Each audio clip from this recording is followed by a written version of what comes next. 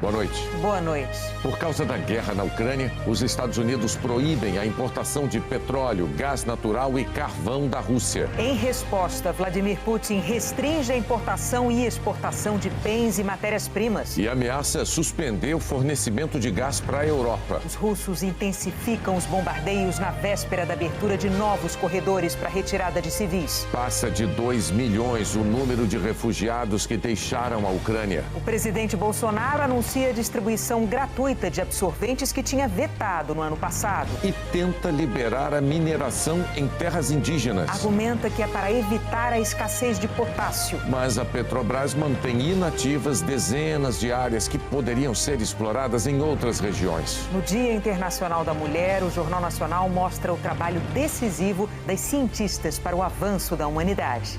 8 de março. O Jornal Nacional está começando.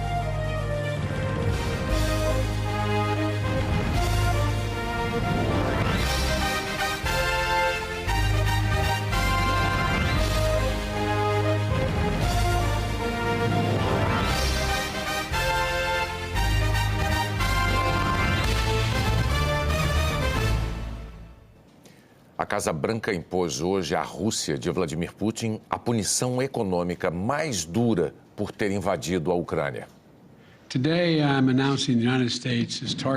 Os Estados Unidos estão atacando a principal artéria da economia russa, disse Joe Biden. E anunciou que baniu todas as importações russas de petróleo, gás natural e carvão. A medida entra em vigor imediatamente, com uma janela de 45 dias para contratos que já tinham sido firmados. E tem apoio dos dois partidos, democrata e republicano. No ano passado, os Estados Unidos compraram cerca de 700 mil barris de petróleo da Rússia por dia. É pouco, 8% do total do que os americanos precisam. Mas isso não quer dizer que o preço do petróleo não vá aumentar e trazer consequências para o mundo todo. De acordo com Fernando Vale, especialista em petróleo e gás aqui nos Estados Unidos. Esse petróleo ele vai acabar chegando ao mercado de uma maneira ou de outra, só que o custo de se comercializar vai aumentar devido às sanções. Biden anunciou estratégias para conter o aumento do preço. A primeira é liberar petróleo da reserva estratégica americana. 60 milhões de barris que estão estocados em tanques subterrâneos na Louisiana e no Texas.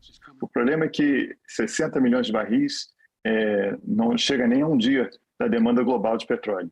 Então o impacto tende a ser muito transiente, não tem um impacto prolongado no preço.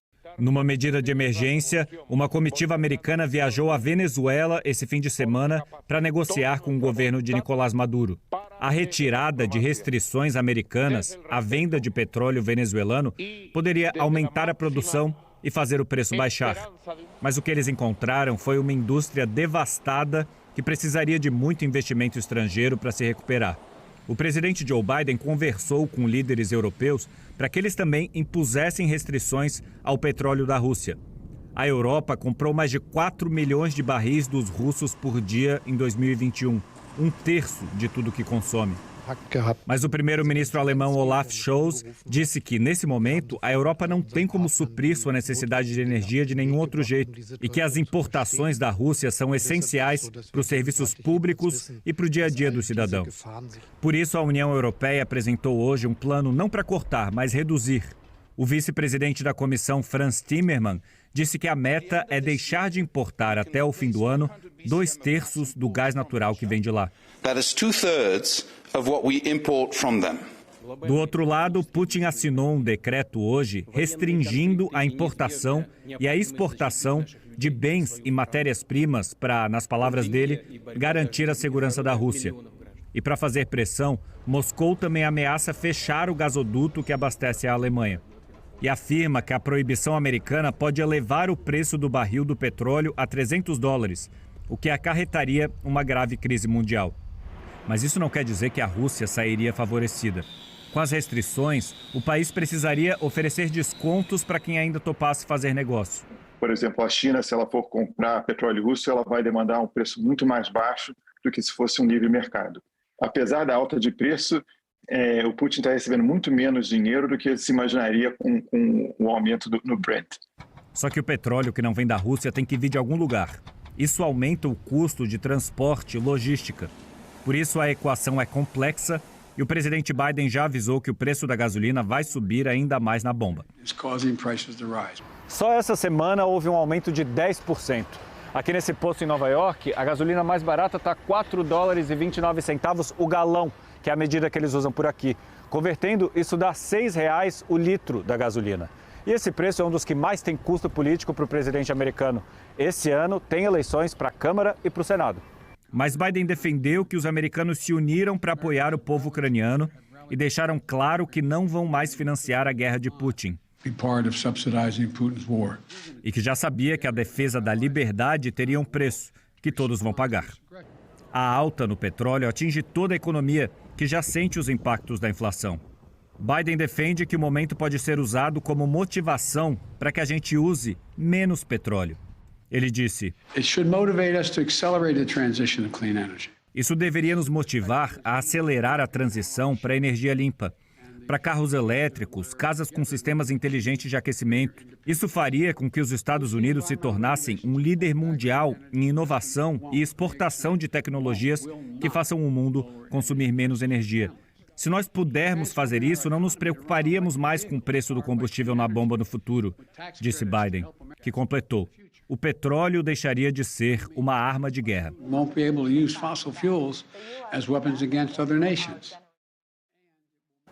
E o presidente da Ucrânia, Volodymyr Zelensky, foi o centro das atenções hoje em Londres. Antes mesmo de começar o discurso, o parlamento britânico aplaudiu de pé o homem que está liderando a resistência ucraniana. O presidente Volodymyr Zelensky caprichou nas palavras. Lembrou o dramaturgo inglês William Shakespeare. A questão para nós agora é ser ou não ser. Posso dar uma resposta definitiva. Definitivamente é. E fez referências a um discurso histórico do primeiro-ministro britânico Winston Churchill durante a Segunda Guerra Mundial. Lutaremos até o fim, no mar, no ar. Continuaremos lutando pela nossa terra, custe o que custar. Lutaremos nas florestas, nos campos, nas margens, nas ruas. Mas o discurso não foi só para agradar, não. Zelensky cobrou que o Ocidente reconheça a Rússia como um Estado terrorista, estabeleça uma zona de exclusão aérea sobre a Ucrânia e ainda imponha mais sanções contra Moscou. Depois de o governo americano anunciar a proibição da importação do petróleo russo, o presidente ucraniano usou uma rede social para agradecer. Obrigado aos Estados Unidos e ao presidente Joe Biden pela liderança pessoal e este golpe decisivo no coração da máquina militar de Putin. Na Estônia, em mais uma etapa do giro pela Europa, o secretário de Estado americano Antony Blinken disse que há uma oportunidade não apenas significativa, mas imperativa para a Europa finalmente acabar com a dependência da energia russa. Porque, segundo ele, o país usa isso como arma. Ao lado dele, a primeira-ministra estoniana, Kaja Kallas, foi além. Pediu um isolamento total da Rússia do mundo livre. E disse que todos devem estar preparados para o pior, que ainda está por vir. De lá, Blinken seguiu para a França. Mais cedo, o presidente francês Emmanuel Macron, o primeiro-ministro alemão Olaf Scholz e o presidente chinês Xi Jinping conversaram via videoconferência. Xi se disse profundamente triste com a nova guerra no continente europeu. Falou que a China está pronta para oferecer ajuda humanitária à Ucrânia. Defendeu negociações de paz e criticou as sanções internacionais contra a aliada Rússia. As medidas contra Moscou, segundo o presidente chinês, vão provocar danos a todas as partes. Mas as reações seguem. Hoje, o Conselho da Organização para a Cooperação e Segurança na Europa decidiu suspender imediatamente a participação da Rússia e de Belarus como resposta à agressão à Ucrânia. A Polônia anunciou que está pronta para transferir imediatamente todos os aviões MiG-29 para a base aérea de Ramstein, na Alemanha, e colocá-los à disposição dos Estados Unidos, e sugeriu que outros integrantes da OTAN com aviões desse tipo façam o mesmo. A guerra na Ucrânia, claro, segue em foco no Conselho de Direitos Humanos das Nações Unidas, aqui em Genebra. A alta comissária da ONU para os Direitos Humanos, Michelle Bachelet, fez um apelo para que os civis possam fugir em segurança e cobrou o fim urgente das hostilidades. Peaceful anti-war protest. Bachelet criticou ainda a repressão do regime russo dentro do próprio país. Segundo ela, 12.700 pessoas foram arbitrariamente detidas por participarem de protestos pacíficos contra a guerra. A Organização Mundial da Saúde destacou que pelo menos 9 pessoas morreram em 16 ataques a instalações de saúde na Ucrânia desde o início da invasão russa. Segundo o governo ucraniano, o número de hospitais atacados é ainda maior, 61. Em 13 dias de guerra, mais de 2 milhões de pessoas fugiram da Ucrânia para países vizinhos. A Rússia abriu os corredores humanitários das cidades de Kiev, Sumi, Cherniv, Kharkiv e Mariupol. O cessar-fogo para a retirada foi prometido para durar de 9 da manhã até 9 da noite no horário local. As novas rotas incluem saídas para cidades ucranianas onde o conflito é menos intenso e de onde podem seguir para países vizinhos. A oferta original era para que os ucranianos saíssem com destino à Rússia ou Belarus, que apoia a invasão. De Sumi, os civis devem percorrer 175 quilômetros em direção ao sul, até Poltava. Da cidade portuária de Mariupol, a previsão também era de ir até Poltava. Caminhões de suprimentos faziam o caminho inverso. A cidade está sob cerco das forças russas. Nas lojas, muitas saqueadas, não há comida. O presidente Zelensky afirmou que o menino morreu desidratado. Policiais ucranianos diziam aos moradores que as saídas da cidade estavam sendo atacadas e que as negociações para a retirada tinham fracassado. E no fim do dia, ataques aéreos russos teriam atingido a filial ucraniana das instalações do Comitê Internacional da Cruz Vermelha, ao lado de outras casas residenciais e comerciais em Mariupol. As casas ficaram destruídas. De Kharkiv, a segunda maior cidade do país, o corredor oferecido leva à Rússia, por isso muitos preferiram ficar. Em Irpin, nos arredores de Kiev, alívio misturado ao sofrimento. A cidade sofreu um bombardeio intenso no domingo. A dor da separação não diferencia os mais velhos dos mais jovens. O menino não quer se separar do pai soldado que vai ficar para lutar e mostra a raiva e o desespero. Na noite anterior à abertura dos corredores, os bombardeios russos foram violentos. Em Sumi, 21 pessoas morreram, 2 eram crianças. 2 refinarias, uma em Zitomir e outra em Cherniakiv, foram bombardeadas. De manhã, o prefeito de Oktyabrsky mostrou o centro da cidade, segundo ele, completamente destruído. A Ucrânia disse ter matado o general russo Vitaly Gerasimov perto de Kharkiv. Gerasimov atuou na Chechênia, na Síria e na anexação da Crimeia. O Ministério da Defesa da Ucrânia publicou uma foto de Gerasimov com a legenda liquidado em vermelho.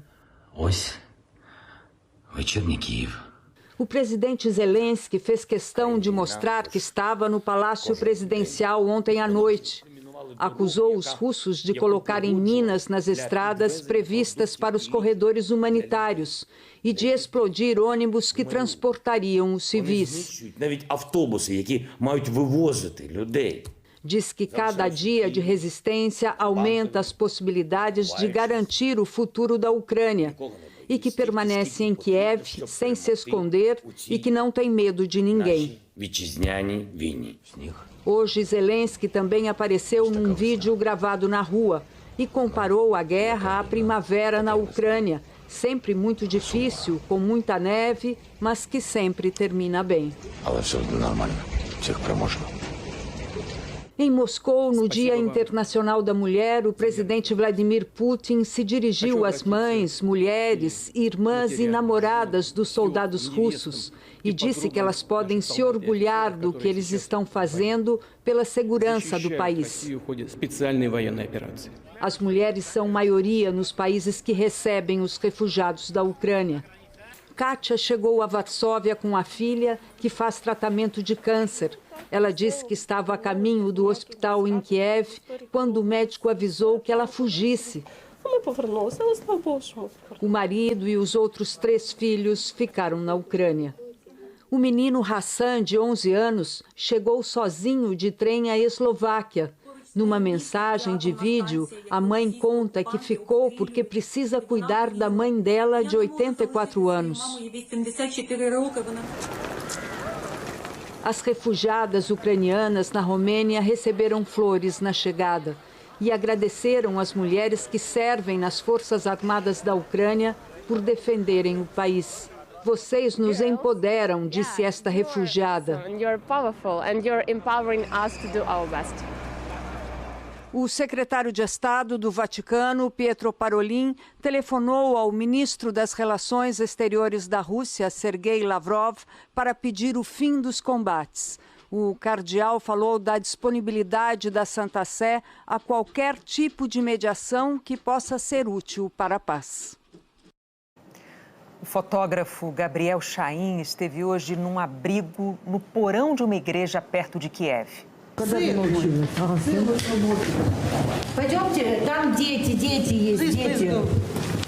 Eu acabei chegando numa igreja que estava servindo de abrigo para as pessoas que estavam com medo de ficar nas suas casas e com medo de deixar a cidade. Então essa igreja estava no meio termo, entre o fronte de batalha e entre a ponte destruída.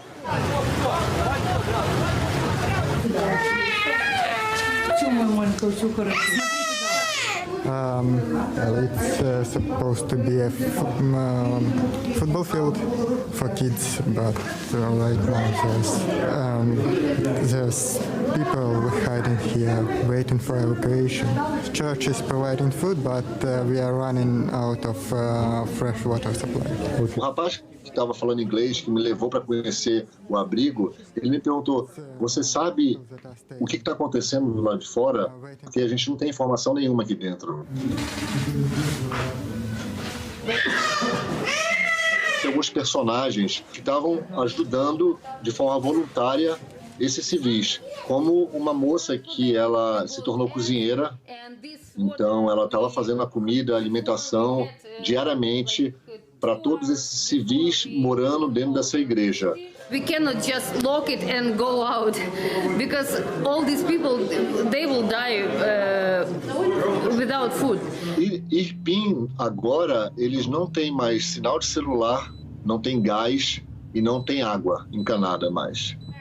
Ela me contou que eles tinham ainda 20 litros de combustível que eles usam no aquecedor.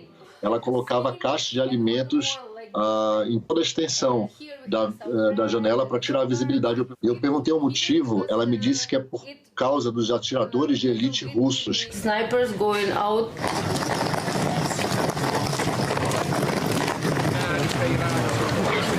Oficialmente existiu um cessar-fogo hoje, mas eu escutei muitos barulhos de bomba, muitos, de morteiros, de artilharia, que dava para escutar a bomba saindo e como não era um percurso muito longo, você até escutava a bomba passando e explodindo.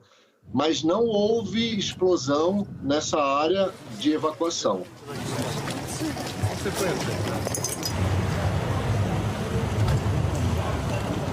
No caminho de volta para o meu hotel em Kiev, que eu vi 2 casais e que um deles até me contou que ele trabalhava em circo e inclusive trabalhou no Brasil já. I came here not for the die. I came here for the live, for the future. E foi uma cena um pouco inusitada em meio à guerra, encontrar esse amor, esse amor que eu acho que está acima de qualquer guerra. A seguir, o governo Bolsonaro tenta liberar a mineração em terras indígenas. Enquanto dezenas de minas estão inativas em outras regiões.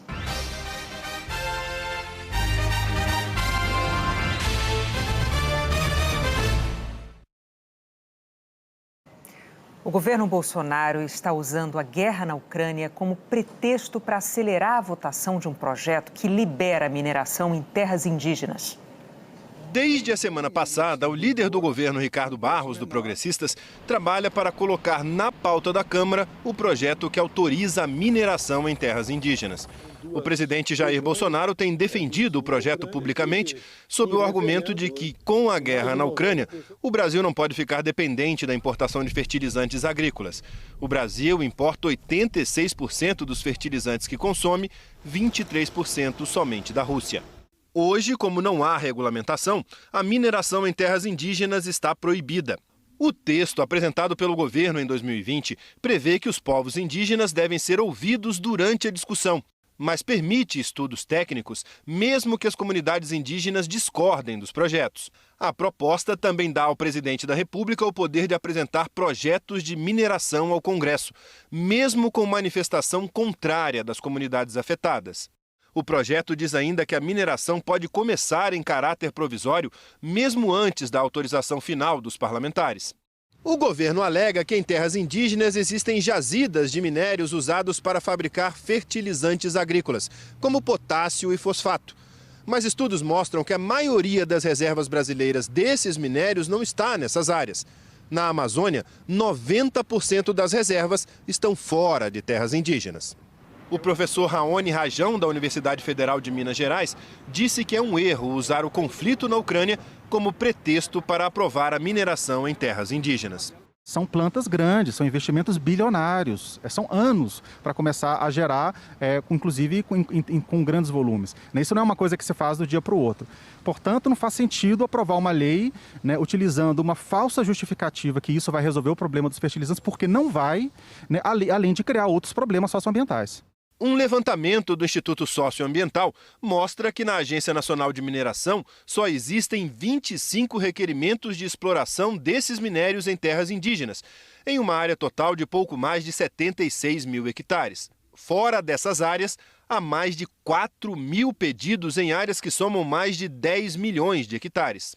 Quando a gente tem uma diferença tão grande de requerimentos fora das terras indígenas, em comparação com os requerimentos dentro de terras indígenas, é seguro dizer que, obviamente, o Brasil não precisa abrir a mineração em terras indígenas para resolver um problema, da possível falta de fertilizantes acarretada pela guerra.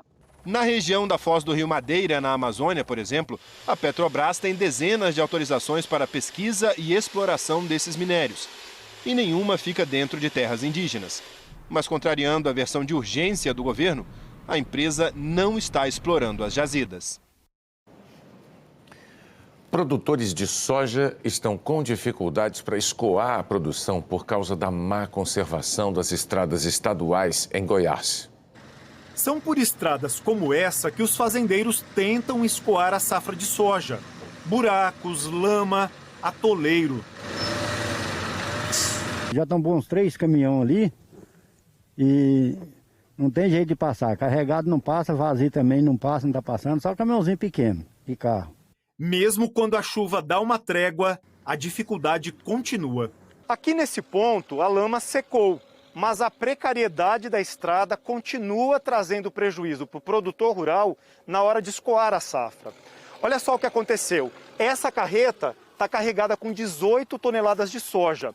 Como o solo está encharcado, ela afundou e ficou presa aqui. O carregamento teve que ser transferido para essa outra carreta.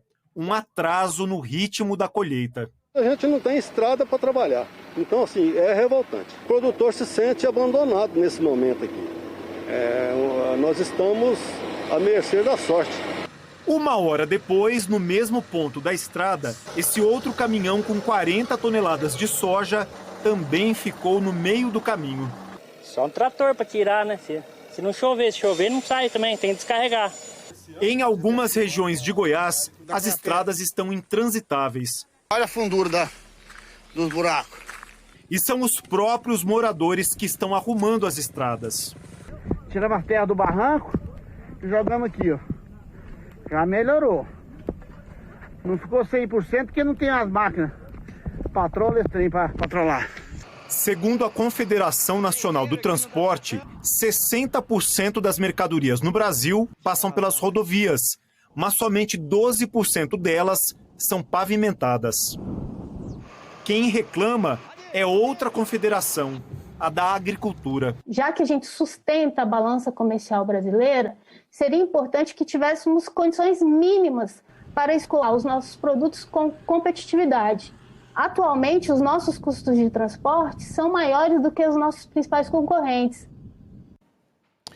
A Agência Goiana de Infraestrutura e Transportes declarou que as estradas são antigas e não foram projetadas para o tráfego pesado, que está fazendo obras e que mantém equipes de manutenção nas rodovias durante o período de chuvas. Hora da previsão do tempo para amanhã em todo o Brasil. Eliana Marques, boa noite. Oi, Renata. Boa noite para você, boa noite para o Bonner e boa noite para você também. Amanhã a única área com tempo firme é esta entre Bahia, Minas e Goiás. Brasília e Goiânia são as capitais sem previsão de chuva. Em quase todo o país vai ter sol também, mas com possibilidade de chover.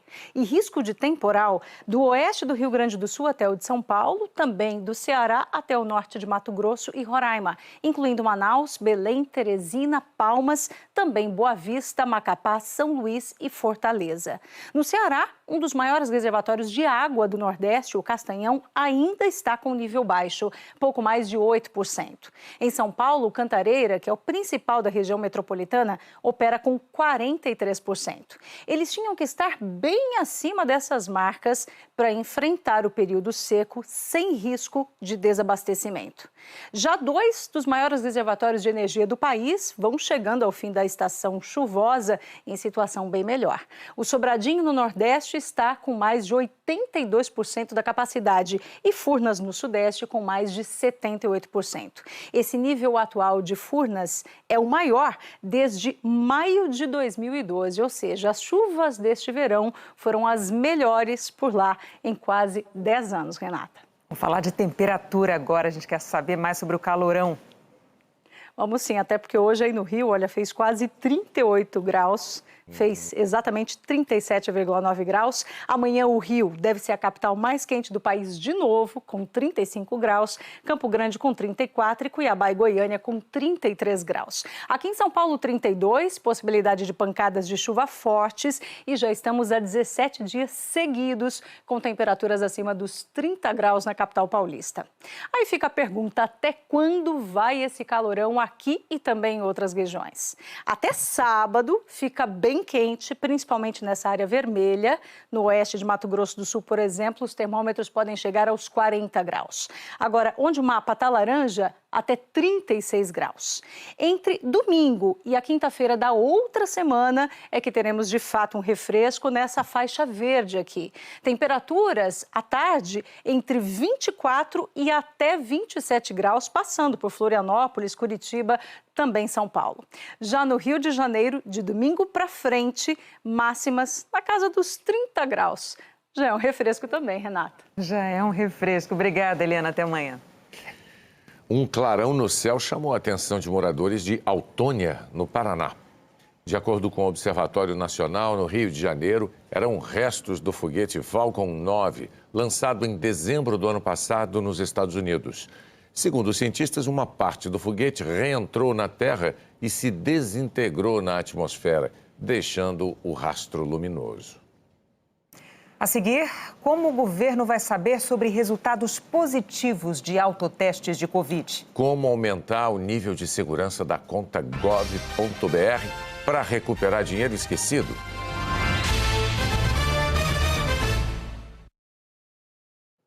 A descoberta de que tem dinheiro a receber, um dinheiro esquecido em algum banco lá atrás, levou muitos brasileiros a descobrir também que existem níveis diferentes de segurança no acesso à plataforma gov.br.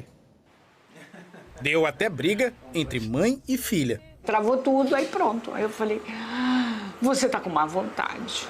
Desde ontem, a Leila tenta fazer o cadastro no site do governo federal e descobrir quanto tem de dinheiro esquecido numa conta bancária. Mas o celular dela é antigo. Ele não consegue fazer tudo que o site precisa. Quando eu comprei esse apartamento, aí eu abri uma poupança. Aí depois que eu liquidei o apartamento, eu esqueci daquele cartão. Eu sei que tem, mas não sei se é 10, 20 reais, 30 reais, não sei quanto é. O aplicativo do governo federal divide as contas em 3 categorias: ouro, prata ou bronze. Somente os cidadãos com contas ouro ou prata conseguem descobrir os valores que têm a receber. O objetivo é evitar fraudes, mas tem muita gente com dificuldade de acessar. É necessário fazer uma identificação segura, para ter certeza que o cidadão é ele mesmo, quem ele diz ser é ele mesmo e ele possa acessar os seus valores. O padrão na plataforma é começar na categoria bronze. Pelo computador, o cidadão precisa acessar o site www.gov.br, digitar o CPF e a senha.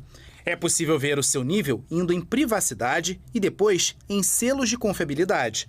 Pelo aplicativo no celular, ao visualizar o quadro azul onde está o nome, é preciso clicar em aumentar nível e, em seguida, aumentar nível da conta.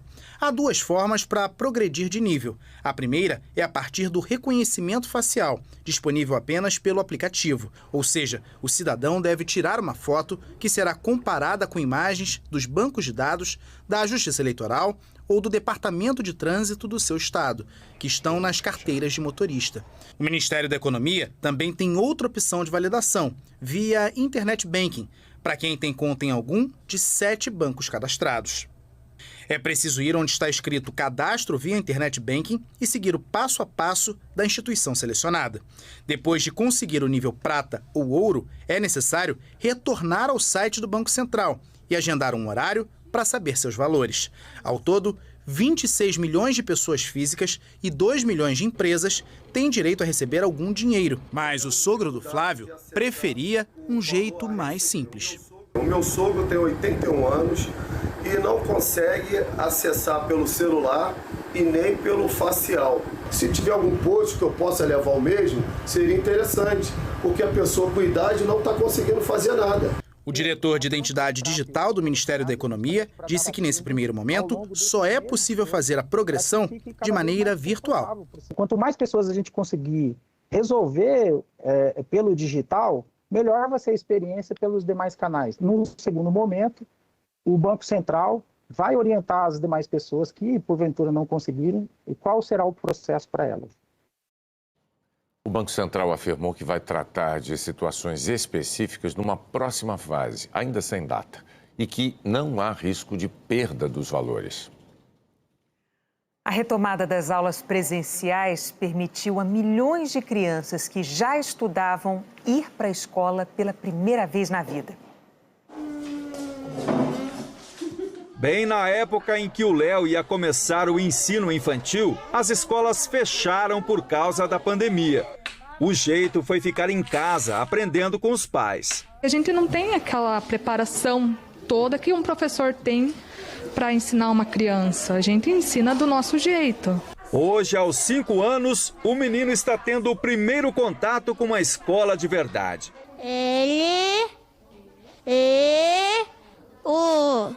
A timidez, com as letras e com os amigos, está sendo superada com a ajuda de um projeto. Os professores avaliam as tarefas e dão mais atenção para as crianças com dificuldades. Ela se envolve com os outros colegas e turma, e aí cada um traz um repertório, traz um conhecimento diferenciado e compartilha. Nós identificamos recorrências em fragilidades dessas crianças no pré. Elas terão novas oportunidades de aprender questões que são necessárias, porque cada criança aprende de um jeito, com as suas singularidades. Por causa da pandemia, a Manuela, de 5 anos, também entrou para a escola mais tarde. E agora começou a ser alfabetizada para valer. Os coleguinhas já escreviam o próprio nome, já identificavam o nome nas coisas e ela ainda tinha um pouco de dificuldade. Essa pedagoga afirma que o ambiente escolar, com aulas presenciais, faz toda a diferença na aprendizagem e na socialização das crianças. Existem conhecimentos que só são trabalhados nas escolas. Um universo plural para que as crianças possam experimentar conhecimentos e experiências que possam promover o seu desenvolvimento infantil. Essa volta às aulas presenciais revelou também que muitos estudantes têm problemas com a chamada coordenação motora fina, que é a habilidade para usar os músculos dos dedos, pulsos e mãos. Isso tem se manifestado, inclusive, numa atividade essencial para os alunos. Os dedos se atrapalham e não conseguem segurar o lápis de forma correta. A consequência de não pegar direito no lápis é a dificuldade na hora da escrita e na hora do desenho. A mão experiente ensina, corrige, aponta o caminho certo. E de letra em letra, eles vão recuperando o tempo perdido. A Manuela já escreve o próprio nome. Cada vitória, a gente fica cada vez mais orgulhoso. Fabricantes de autotestes de Covid e farmácias vão passar a informar o Ministério da Saúde sobre resultados positivos. Em Belo Horizonte, o João foi rápido. Ficou sabendo que já tinha autoteste na farmácia perto de casa e correu para comprar. Tomei conhecimento agora, eu achei muito interessante. Vou levar, inclusive, uma ou duas amostras para ficar em casa, porque é mais uma segurança para a gente. Sem dúvida, não precisa nem ir na farmácia, já faz o teste lá e já fica, se for o caso, já fica recolhido. Achei bem interessante, já adianta o processo. O autoteste é muito parecido com o teste rápido de Covid que já é feito nas farmácias. A grande diferença é que pode ser feito por leigos, como o João. É só comprar para fazer em casa. E se o teste der positivo, aí é preciso ter outros cuidados, além de se isolar. Avisar os mais próximos para que eles também façam testes e ainda confirmar o resultado numa unidade de saúde. Até agora, a Agência Nacional de Vigilância Sanitária autorizou a venda de 6 tipos de autotestes, que só começaram a ser vendidos este mês. Enquanto países europeus e os Estados Unidos já tinham liberado os autotestes no final de 2020, aqui o Ministério da Saúde só pediu a liberação para a Anvisa em janeiro deste ano. A agência exigiu uma política pública com regras para a notificação dos resultados, que o Ministério não apresentou. A aprovação do autoteste saiu em fevereiro e o Ministério da Saúde manteve a posição de não exigir o chamado rastreio. As empresas fabricantes não precisam informar os resultados do autoteste para o governo, positivo ou negativo. Um erro, segundo o presidente da Sociedade Brasileira de Infectologia, Alberto Chebabo. Na avaliação dele, era importante o governo ter um acompanhamento dos resultados. A gente vai ter as pessoas realizando o teste e essa informação não vai estar disponível de uma forma pública, né, para o sistema de saúde. Então, a gente poderia estar ampliando a nossa capacidade de testagem com esses autotestes, mas sem essa informação ele só vai servir para um diagnóstico individual e não para uma formatação, por exemplo, de uma política de saúde pública, né? Sem uma política pública que estabeleça regras sobre, por exemplo, o que fazer com o resultado dos autotestes, os fabricantes e as farmácias disseram que ainda em março vão passar a reunir os dados e enviar para o Ministério da Saúde. Nome, CPF e endereço de quem fez o exame em casa. Nós estamos indicando a cada empresa que ela acrescente o link para onde os próprios cidadãos poderiam informar o resultado, positivo ou negativo. Entendemos que esse dado do cidadão do autoteste, ele vai complementar a base oficial do Ministério, podendo sim dar uma indicação extremamente privilegiada, porque é o cidadão, de forma muito precoce, na busca do seu autocuidado, compartilhando essa informação sua e dos seus familiares. A Anvisa afirmou que a política de testes, de rastreamento, de diagnóstico e de vigilância epidemiológica são atribuições do Ministério da Saúde. O Ministério declarou que o autoteste é uma estratégia complementar que não substitui os exames de laboratório. Agora o Bruno Tavares atualiza para a gente os números da pandemia reunidos pelo consórcio de veículos de imprensa. Boa noite, Bruno. Boa noite, Renata, Bonner, boa noite a todos. De ontem para hoje, o Brasil registrou 518 mortes por Covid. A doença matou 652.936 brasileiros desde o início da pandemia. Nas últimas 24 horas, foram 78 mil novos casos conhecidos, totalizando mais de 29 milhões e 100 mil casos. A média de casos tem redução de 50% em 2 semanas. São 47 mil casos por dia. A média de mortes também está em queda, de 43%. São 460 óbitos por dia. Já são 15 dias seguidos de queda. O Amapá tem alta na média de mortes. Alagoas registra estabilidade. 24 estados e o Distrito Federal estão em queda. Agora os números da vacinação. Nas últimas 24 horas, 119 mil pessoas tomaram a primeira dose, 280 mil a segunda dose ou a dose única, 728 mil a dose de reforço. O total do dia ficou em 1.128.582 vacinados. Desde o início da vacinação, 80,71% de todos os brasileiros receberam a primeira dose. Em relação à população vacinável, que tem 5 anos ou mais, 86,63%. 72,86% de todos os brasileiros receberam as 2 doses ou a dose única.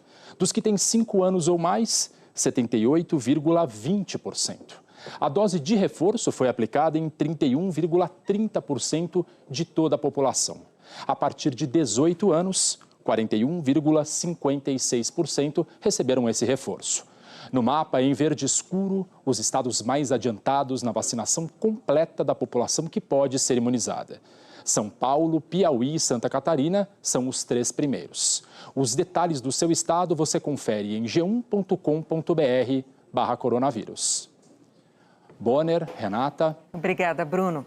A seguir, no Dia Internacional da Mulher, o presidente Bolsonaro anuncia a distribuição gratuita de absorventes que tinha vetado no ano passado.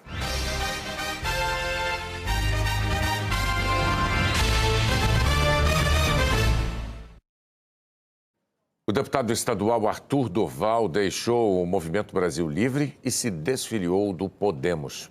O partido em que ingressou há um mês tinha aberto um processo que poderia expulsá-lo. Numa carta aos colegas da Assembleia Paulista, Arthur Durval classificou como absurdos os comentários que gravou na viagem à Ucrânia. Os áudios ofensivos às mulheres motivaram mais de uma dezena de pedidos de punição no Conselho de Ética da Assembleia. E depois de provocar críticas e protestos no ano passado, ao vetar a distribuição de absorventes para mulheres de baixa renda, o presidente Bolsonaro acabou editando um decreto para garantir o benefício.